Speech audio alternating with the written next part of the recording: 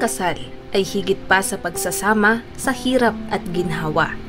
Higit pa sa pagtanggap sa kahinaan ng bawat isa. Ang pagpapakasal ay isang sumpaan. Pangako ng dalawang taong handang tuparin ito hanggang sa kamatayan. Ngunit may mga pagkakataon na hindi ito natutupad. May mga pangyayari kung saan mismong sa altar nagkakaroon ng problema. Parang tulad ng nangyari sa kwento ng magkasintahan na sina Peter at Jasmine. 4 na taon na silang magkarelasyon bago napagpasyahang lumagay sa tahimik. Kung titingnan ay aakalain mong perpekto na ang lahat. Mahal nila ang isa't isa at maging ang kanilang pamilya ay nakasuporta sa kanilang relasyon. Lahat ay nasa maayos, ngunit ang hindi alam ni Jasmine, ang kasintahan niyang si Peter ay mayroong lihim na relasyon sa ibang babae na nagngangalang Annabelle. Sa katunayan ay magdadalawang taon na ang kanilang relasyon. Pero sa kabila nito ay walang balak si Peter na iwanan si Jasmine. Sa kabilang banda naman, mahal na mahal ni Jasmine si Peter. Minahal niya ito ng buong puso sa pag-aakalang natagpuan niya na ang true love. Handa si Peter na tapusin ang lahat sa kanila ni Annabelle. Mahal niya si Jasmine at bukod pa roon ay ayaw niyang mapahiya at tawaging taksil ng mga taong nakakakilala sa kanya. Para sa binata, si Annabelle ay pangpalipas oras lamang. Subalit, 2 linggo bago ang kasal, mayroong pasabog si Annabelle. Buntis siya at si Peter ang tatay ng bata.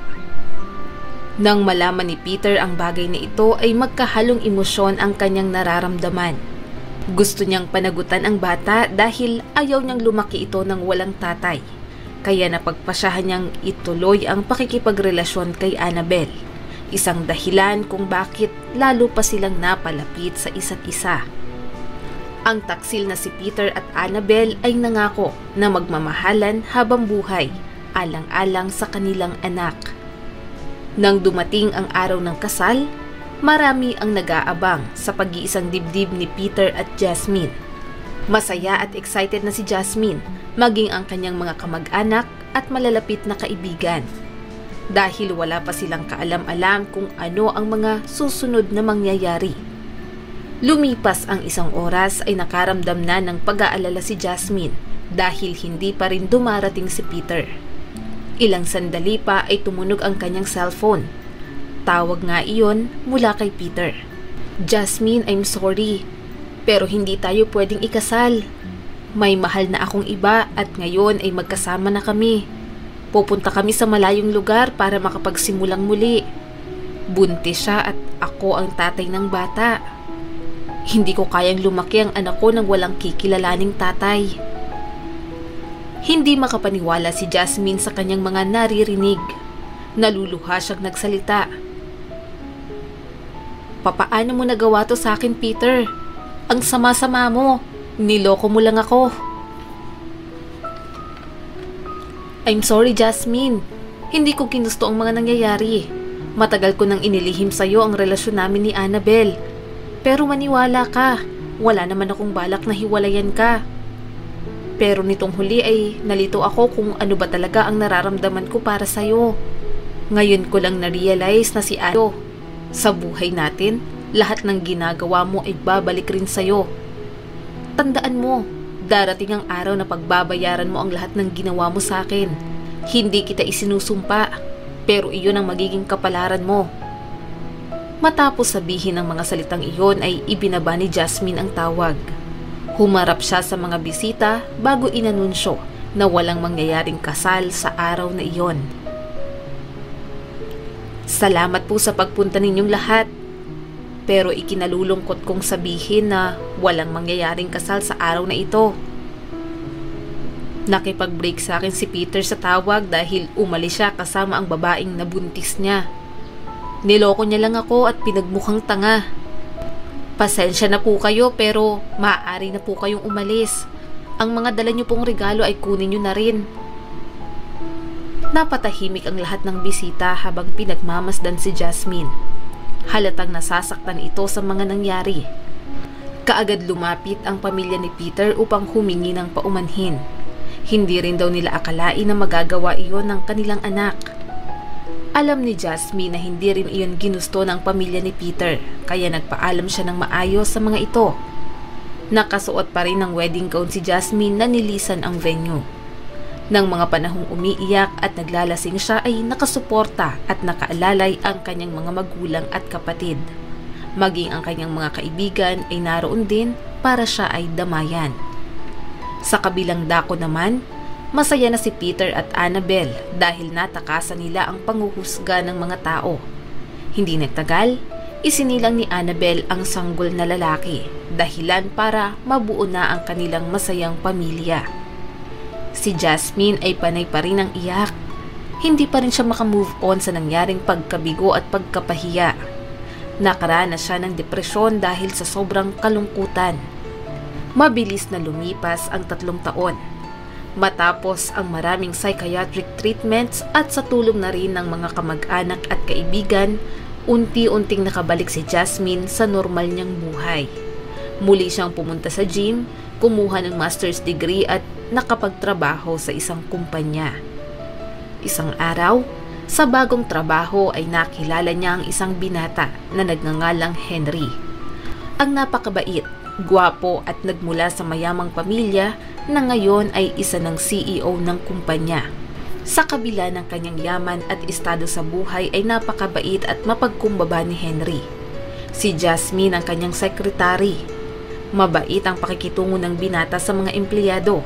Hindi niya ginagamit ang kanyang posisyon para maliitin o magmataas sa ibang tao. Si Jasmine naman ay nagpakatotoo sa kanyang sarili, maging sa kanyang estado sa buhay. Hindi nagtagal, unti-unti nang nahuhulog ang loob ni Henry kay Jasmine.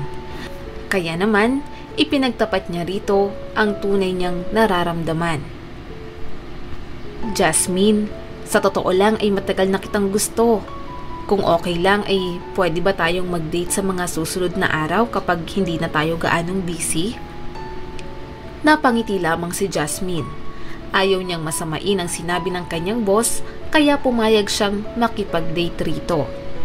Ang totoo niyan ay wala pa sana siyang balak na makipagrelasyon kanino man dahil apektado pa rin siya sa tuwing maaalala ang nangyaring panloloko at pangiiwan ni Peter sa kanya. Parang nawala na siya ng tiwala sa mga lalaki, kaya mas gugustuhin niya pang tumanda ng dalaga. Napansin naman kaagad ni Henry na parang umiiwas at hindi interesado si Jasmine sa pakikipagrelasyon, kaya hindi niya ito pressure. Inirespeto niya ang nararamdaman ng dalaga, kaya nakipagkaibigan muna siya rito, kaysa naman masira ang kanilang samahan. Subalit habang nakikilala nila ang isa't isa, lalo pang nai-inlove si Henry, kaya isang araw, naghanda siya ng isang sorpresa para dito, kung saan niya ipinagtapat na mahal niya na si Jasmine at kung pwede niya ba itong maging kasintahan.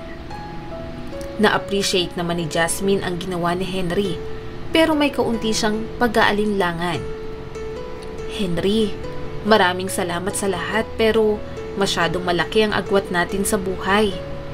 Mayaman ka, samantalang ako ay isang hamak na mahirap.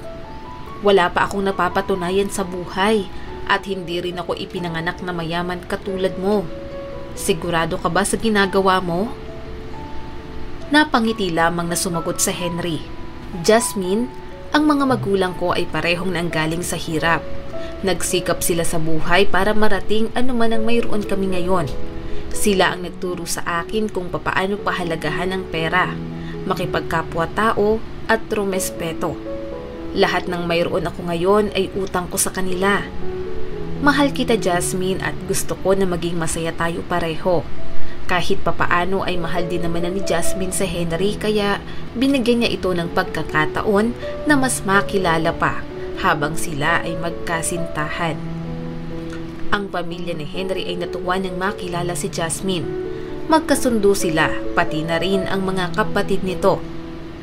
Sa kabilang dako naman, masaya si Peter kasama si Annabel at ang kanilang anak.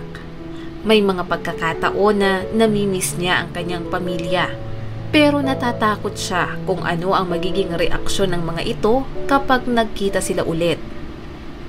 Lumipas pa ang 1 taon. Napagpasyahan ni Henry na bigla kong naalala ang masakit na nakaraan. "Bakit, Jasmine? Ano ba ang nangyari?" tanong naman ng nanay ni Henry. "Pwede mo namang ipaliwanag sa amin, iha. Ano man ang sabihin mo ay maiintindihan ka namin." Nakayukong ipinagtapat ni Jasmine ang buong kwento tungkol sa nangyari sa araw sana ng kanilang kasal ni Peter, maging ang panluloko at pangiiwan na ginawa nito sa kanya, kasama ang ibang babaeng nabuntis nito. Kaagad siyang niyakap ni Henry, pati na rin ang nanay nito. "Maraming salamat, Jasmine, at naging bukas ka sa amin. Siguro ay nangyari ang lahat ng iyon dahil hindi talaga kayo ang para sa isa't isa." "Jasmine, alam ko kung ano ang nararamdaman mo." "Anong ibig mong sabihin, Henry?" "Ang totoo niyan, Jasmine, naranasan ko na rin ang maiwan. 2 taon bago kita makilala ay pakakasalan ko na rin sana ang isang babae. Pero umalis siya kasama ang kanyang ex-boyfriend. Marahil lahat ng naranasan mo ay naranasan ko din. Ang depresyon, araw-araw na pag-iyak, paglalasing at maging ang pagtapos sa sarili kong buhay ay sumagi na rin sa isip ko noong mga panahong iyon dahil sa sobrang sakit. Pero salamat sa mga magulang ko dahil tinulungan nila akong makamove on. At eto na ako ngayon, nagmamahal na ulit." Mahigpit na niyakap ni Jasmine si Henry. Tinanggap niya ang proposal nito at makaraan lamang ang 6 na buwang preparasyon ay ikinasal na sila. Sa altar ay naroon si Henry, hinihintay ang minamahal niyang si Jasmine. Naging emosyonal ang lahat, lalo na ang kanilang pamilya at mga kaibigan. Si Henry at Jasmine ang pinakamasaya sa araw na iyon dahil sa wakas, nahanap nila ang taong tunay na nagmamahal sa kanila. Lumipas ang 3 buwan, inanunsyo ng mag-asawa na buntis si Jasmine. Masaya ang lahat para sa kanila. Si Peter naman at Annabel ay masaya rin, pero isang pangyayari ang babago sa lahat ng iyon. Isang umaga, habang nag-aalmusal si Annabel at Peter ay mayroong kumatok sa pintuan. Pagbukas ni Annabel ng pinto ay gulat na gulat siya na para bang nakakita ng isang multo. "Darren, anong ginagawa mo rito? At papaano mo ko nahanap?" Pabulong na tanong ni Annabel. "Hindi na mahalaga kung papaano kita nahanap. Nasaan ang anak natin? Gusto ko siyang makita." Sagot naman ni Darren. "Umalis ka na rito ngayon na." Galit na wika ni Annabel. Pero sa halip na matakot at umalis ay hinila siya ng lalaki papalabas ng pinto. "Huwag ka nang magmatigas pa. Nasaan ang anak ko? Mahal na mahal ko kayo. Bakit mo ako nagawang takasan?" Wika ni Darren sabay halik sa labi ni Annabel. Sakto naman ang pagdating ni Peter. "Anong ibig sabihin ng lahat ng to, Annabel? At sino yung lalaking yan?" Sarkastiko namang nagsalita si Darren. "Ang lalaking ito ba ang ipinalit mo sa akin? Ang lalaking umako at nagpalaki sa anak ko? Hoy, ikaw, kung di ka naman tanga, ang batang pinapalaki mo ay hindi sayo. Ako ang tunay na ama ng bata." Gulat na gulat si Peter sa kanyang nalaman. "Annabel, anong ibig sabihin nito? Sabihin mo sa akin na hindi totoo ang sinasabi ng lalaking yan." Pero hindi na nakasagot pa si Annabel. "Kita mo na, totoo ang sinasabi ko. Tsaka kaya lang naman sumama sa'yo yung si Annabel ay dahil sa pera. Kung ayaw mong maniwala sa akin, bakit hindi na lang kayo magpa-DNA test? Hindi naman sinabi sa akin ni Annabel na nabuntis ko siya. Nalaman ko lang sa kaibigan niya na ako pala ang tatay ng bata. Kaya hinanap ko siya para panagutan." Parang gumuho ang mundo ni Peter ng mga oras na iyon. Ang lahat pala ng kanyang pinaniniwalaan ay isang malaking kasinungalingan lamang. Naluluha siyang nagsalita. "Papaano mo to nagawa sa akin, Annabel? Nagawa kong iwanan ang babaeng mahal ko sa araw ng aming kasal para lang panagutan ang bata. Tinalikuran ko ang lahat ng meron ako, ang pamilya ko, mga kaibigan at maging ang trabaho ko para sa'yo. Tapos ito lang ang igaganti mo sa akin? Peter, I'm sorry. Ako ang may kasalanan ng lahat. Huwag mong sisihin ng bata. Tama na, Annabel. Huwag mo na akong manipulahin pa. Ngayong nandito na ang tunay na ama ni Kevin ay hindi na ako obligadong suportahan kayo. Pero dahil ang bahay na ito ay sa'yo naman nakapangalan, edi sa'yo na. Pero yan ang huli.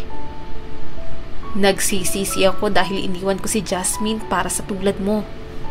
Babalik ako sa amin. Hahanapin ko si Jasmine para humingi ng tawad. Tapos na ang lahat sa atin. Ayaw na kitang makita ulit. Dali-daling nagtungo si Peter sa kwarto upang iimpake ang mga gamit bago tuluyang lisanin ang bahay na iyon. Nagpaalam siya ng maayos kay Kevin dahil alam niyang wala naman itong kasalanan. Ilang oras ding bumiyahe si Peter. Excited na siyang makita ang kanyang pamilya. Pero nanlumo siya dahil itinakwil siya ng kanyang mga magulang. Tinalikuran ng mga kaibigan at nakarinig ng masasakit na salita mula sa mga taong nakakakilala sa kanya. Napaiyak na lamang si Peter habang nakikiusap na sabihin sa kanya kung nasaan si Jasmine. Sinubukan niyang pumunta sa bahay ni Jasmine pero ipinagtabuyan siya ng buong pamilya nito. Ang isa sa dati niyang kaklase ang nagbigay ng address kung saan nakatira si Jasmine. Pero pinayuhan siya nito na maging handa sa kung anuman ang kanyang madadatnan. Kaagad binisita ni Peter si Jasmine para humingi ng kapatawaran. Gusto niya na muli silang magkabalikan. Pagdating ni Peter sa nasabing address ay nanlaki ang kanyang mga mata dahil napakalaki at napakaganda ng bahay na iyon. Mula sa gate ay nakita niyang naglalakad si Jasmine sa hardin habang nakahawak sa kanyang namimilog na tiyan. Nag-doorbell si Peter at pinagbuksan naman siya ni Jasmine. "Oh Peter, kumusta ka na? Ngayon lang ulit kita nakita mula nang iniwan mo ako sa harap ng altar. Nung umalis ka kasama ang buntis mong girlfriend." "Jasmine, mahal pa rin kita. Narito ako para humingi ng tawad. Sana ay magkabalikan tayo ulit." "Pero Peter, kita mo naman buntis ako. Magiging nanay na ako. At ikaw, hindi ba tatay ka na rin?" Napaluha si Peter bago sumagot. "Hindi pala ako ang tatay ng bata. Niloko lang ako ni Annabel. Pinagtaksilan niya pala ako para sa pera." "Peter, pasensya ka na. May asawa na ako at pasaya na kami. Salamat at iniwan mo ako. Dahil sa'yo ay nakilala ko ang napakabuting lalaki na talagang mahal na mahal ako. At kita mo naman, magiging isa na akong ina. Jasmine, patawarin mo ako. Bumalik ka lang sa akin ay gagawin ko ang lahat para sa'yo. Mahal natin ang isa't isa, hindi ba? Sabi ko nga sa'yo, niloko lang ako ni Annabel. Hindi sa akin ng batang yon. Pangako ko sa'yo na hinding-hindi na kita lolokohin. Ngayon, alam ko na kung ano ang nararamdaman mo. Tsaka handa naman akong panagutan ng ipinagbubuntis mo kahit iba ang tatay ng bata. Gagawin ko ang lahat, pangako ko yan. Kahit kailan ay hindi ka nawala sa isip ko." "Peter, matagal na kitang pinatawad pero hindi na kita mahal. Sobra-sobra mo akong nasaktan. Madami akong pinagdaanan noong iniwan mo ko. Pero ngayon ay masaya na ako. Pasensya ka na. At ang hiling ko, sana makahanap ka ng babaeng magmamahal sa'yo ng totoo. At siya nga pala, huwag ka nang babalik rito dahil hindi magandang tingnan, lalo na't may asawa na akong tao." Isinara ni Jasmine ang gate bago pumasok sa loob ng bahay. Wala nang nagawa pa si Peter kung hindi ang umalis. Panay iyak rin siya habang pinagsisisihan ang lahat ng nagawa. Lumipas ang ilang buwan ay isinilang ni Jasmine ang malusog na sanggol na lalaki. Masaya ang lahat, lalo na ang kanilang mga magulang. Noong mga panahong iyon ay nagtungo si Peter sa ibang bayan dahil wala ng babae pa ang gustong makipagrelasyon sa kanya. Lahat ng kaibigan niya ay ayaw siyang kausapin, lalo na ang kanyang pamilya. Mahal ni Peter si Jasmine, pero ano pa nga bang magagawa niya kung hindi ang mag-move on at pagsisihan ang nagawa niyang pagkakamali noon? Maraming salamat sa patuloy na panonood sa aking munting channel. Kung nagustuhan mo ang videong ito ay huwag mo kalimutang mag-like and subscribe at pakipindot mo na rin ang notification bell para updated ka sa mga susunod nating video.